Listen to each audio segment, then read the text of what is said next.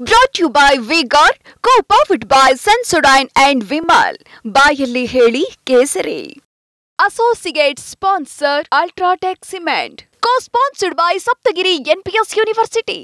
ಆಗ್ತಾ ಇರುವಂತಹ ಮಾಹಿತಿಗಳು ನೋಡ್ತಾ ಇದ್ರೆ ಅಥವಾ ಬರ್ತಾ ಇರುವಂತಹ ಅಂಕಿಅಂಶಗಳನ್ನು ನೋಡೋದಾದ್ರೆ ರಾಜ್ಯವಾರು ಯಾವ ರಾಜ್ಯಗಳಲ್ಲಿ ಯಾರ್ಯಾರಿಗೆ ಎಷ್ಟೆಷ್ಟು ಲೀಡ್ ಬಂದಿದೆ ಅನ್ನುವಂಥದ್ದು ಒಂದ್ಸರಿ ಗಮನಿಸೋಣ. ಪ್ರಮುಖವಾಗಿ ಉತ್ತರ ಪ್ರದೇಶ ದೇಶದ ಸರ್ಕಾರ ರಚನೆ ಮಾಡುವಂತಹ ನಿಟ್ಟಿನಲ್ಲಿ ಅತಿ ಪ್ರಮುಖವಾಗಿರುವಂಥ ಒಂದು ರಾಜ್ಯ. ಈಗ 80 ಸೀಟ್ಗಳ ಪೈಕಿ NDA ಕೇವಲ 36ಕ್ಕೆ ಮಾತ್ರ ಸೀಮಿತವಾದರೆ ಇಂಡಿಯಾ ಒಕ್ಕೂಟ 43 ಸ್ಥಾನಗಳನ್ನು ಅಲ್ಲಿ ಗೆದ್ದಿದೆ. ಇದರ ಜೊತೆಗೆ ಅದರ್ಸ್ ಇತರೆ ಕೇವಲ 1 ಸ್ಥಾನವನ್ನು ಗೆದ್ದಿದೆ. ಇನ್ನು ಪಶ್ಚಿಮ ಬಂಗಾಳದಲ್ಲಿ 42 ಸೀಟ್ಗಳಿದ್ದರೆ ಅದರಲ್ಲಿ 12 NDA, ಇನ್ನು ಇಂಡಿಯಾ ಒಕ್ಕೂಟ 29 ಸ್ಥಾನಗಳನ್ನು ಗೆದ್ದರೆ 1 ಅದರ್ಸ್. ಬಹುಶಃ ಇದು ಕೂಡ ಕಾಂಗ್ರೆಸ್ನಿಂದ ಇರುತ್ತೆ. ಅಲ್ಲಿ ಕಾಂಗ್ರೆಸ್ ಹೊರತಾಗಿ ಇನ್ನೊಂದು ಯಾವುದೋ ಒಂದು ಸೀಟ್ ಬಂದಿರುವಂತಹ ಸಾಧ್ಯತೆಯೂ ಕೂಡ ಇದೆ. ಇನ್ನು ಮಹಾರಾಷ್ಟ್ರ ನೋಡೋದಾದ್ರೆ 48 ಕ್ಷೇತ್ರಗಳಿದೆ ಒಟ್ಟು. ಇದರಲ್ಲಿ 19 ಬಿಜೆಪಿ. ಇದು ತಗೊಳ್ಳೋಣ. ಇದು ಇನ್ವರ್ಟರ್ AC.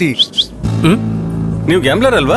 ಗ್ಯಾಮ್ಲರ್ ಜೂಜಾಡ್ತಿರಲ್ವಾ? ನೀವು ಜೂಜಾಡ್ತೀರಾ? ಇಲ್ಲ, ಯಾರು ಏನು ಹೇಳಿದ್ರು ಅಂತ ನೀನು ಎಷ್ಟು ಕಾಸ್ಟ್ಲಿ ಹಾಗೂ ಡೆಲಿಕೇಟ್ AC ತಗೊಂಡು ಸ್ಟೆಬಿಲೈಸರ್ ತಗೊಳ್ಳಿಲ್ಲ ಅಂದ್ರೆ ಇದು ಜೂಜಾಟ ತಾನೇ. ಒಂದೇ ಫ್ಲಕ್ಚುಯೇಷನ್ ಗೆ ನಿಮ್ಮ ಇನ್ವರ್ಟರ್ AC ಪಾರ್ಟ್ಸ್ ಡ್ಯಾಮೇಜ್ ಆಗಬಹುದು. ಅದನ್ನು V-Guard ಉಪಯೋಗಿಸಿ ಸುರಕ್ಷಿತವಾಗಿರಿಸಿ. V-Guard, India's #1 stabilizer. NDA ಬಂದರೆ ಇನ್ನು ಇಂಡಿಯಾ ಒಕ್ಕೂಟ 28 ಸ್ಥಾನವನ್ನು ಗೆತ್ತು. ಇನ್ನು ಅದರ್ಸ್ ಕೇವಲ 1 ಸ್ಥಾನವನ್ನು ಗೆದ್ದಿದೆ.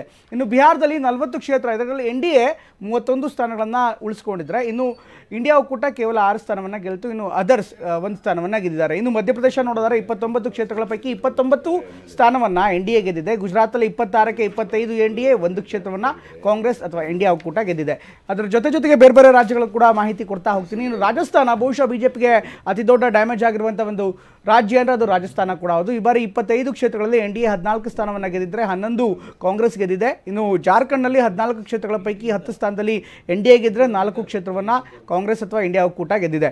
ಇದರ ಜೊತೆಗೆ ತೆಲಂಗಾಣದಲ್ಲಿ 8 ಕ್ಷೇತ್ರ ಇದೆ. 8 ಕ್ಷೇತ್ರದಲ್ಲಿ NDA 8 ಕ್ಷೇತ್ರ ಗೆದ್ದಿದ್ರೆ ಇನ್ನು ಇಂಡಿಯಾ ಒಕ್ಕೂಟ 4 ಕ್ಷೇತ್ರವನ್ನು ಗೆದ್ದುಕೊಂಡೆ. ಇನ್ನು VRS 1 ಕ್ಷೇತ್ರವನ್ನು ಗೆದ್ದಿದೆ. ಅದೇ ರೀತಿ ಬೇರೆ ರಾಜ್ಯಗಳ ಅಂಕಿಅಂಶವನ್ನು ನೋಡೋದಾದರೆ ಇನ್ನು ಒಡಿಶಾದಲ್ಲಿ ಬಿಜೆಪಿ ಈ ಬಾರಿ ಉತ್ತಮವಾದಂಥ ಪರ್ಫಾರ್ಮೆನ್ಸನ್ನು ಮಾಡಿದೆ. ಯಾಕೆಂದರೆ 21 ಕ್ಷೇತ್ರಗಳ ಪೈಕಿ 20 ಕ್ಷೇತ್ರದಲ್ಲಿ NDA ಬಿಜೆಪಿ ಗೆದ್ದಿದ್ರೆ ಇನ್ನು ಇಂಡಿಯಾ ಒಕ್ಕೂಟ ಕೇವಲ 1 ಕ್ಷೇತ್ರವನ್ನು ಗೆದ್ದಿದೆ.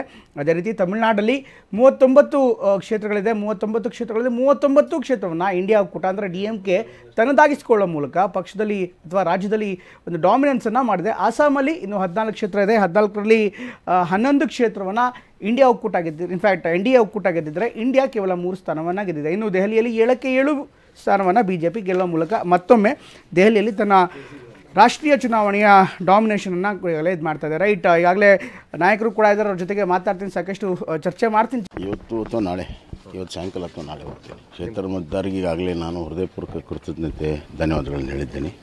ಅವರೇನು ನಿರೀಕ್ಷೆ ಇಟ್ಟಿದ್ದಾರೆ ಆ ಕ್ಷೇತ್ರದ ಸಮಗ್ರ ಅಭಿವೃದ್ಧಿಗೆ, ಆ ನಿರೀಕ್ಷಿತಕ್ಕಾಗಿ ಪ್ರಾಮಾಣಿಕವಾಗಿ ಕೆಲಸವನ್ನು ಮಾಡ್ತೇನೆ. ನನ್ನಿಂದ ಭಾಳಷ್ಟು ಆ ಕ್ಷೇತ್ರದ ಅಭಿವೃದ್ಧಿ ಆಗಬೇಕನ್ನುವಂಥದ್ದು ಅವರ ಅನಿಸಿಕೆ ಇದೆ.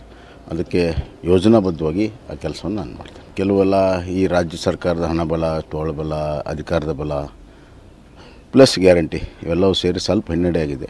ಬರುವಂಥ ದಿನಗಳಲ್ಲಿ ನಾವು ತುಂಬಿಸ್ಕೊಳ್ತೀವಿ. ಅದು ವಿಧಾನಸಭೆ ಚುನಾವಣೆಗೆ ಹೋಲಿಸಿದರೆ ನಮ್ಮ ಪರ್ಫಾರ್ಮೆನ್ಸ್ ಭಾಳ ಬೆಟರ್ ಆಗಿದೆ. ಸುಮಾರು 9% ವೋಟ್ ಹೆಚ್ಚಾಗಿದೆ. ಮುಂದಿನ ಭವಿಷ್ಯದ ದಿನಗಳು BJP ಕರ್ನಾಟಕದಲ್ಲಿ ಅಂತ ಹೇಳಕ್ಕೆ ಇಚ್ಛೆಪಡ್ತೀನಿ. ಇಂಡಿಯಾದವರು ಪ್ರಧಾನಮಂತ್ರಿ ನರೇಂದ್ರ ಮೋದಿಯವರು ಆಗ್ತಾರೆ. Brought to you by V-Guard, co-powered by Sensodyne and Vimal. ಬಾಯಲ್ಲಿ ಹೇಳಿ ಕೇಸರಿ.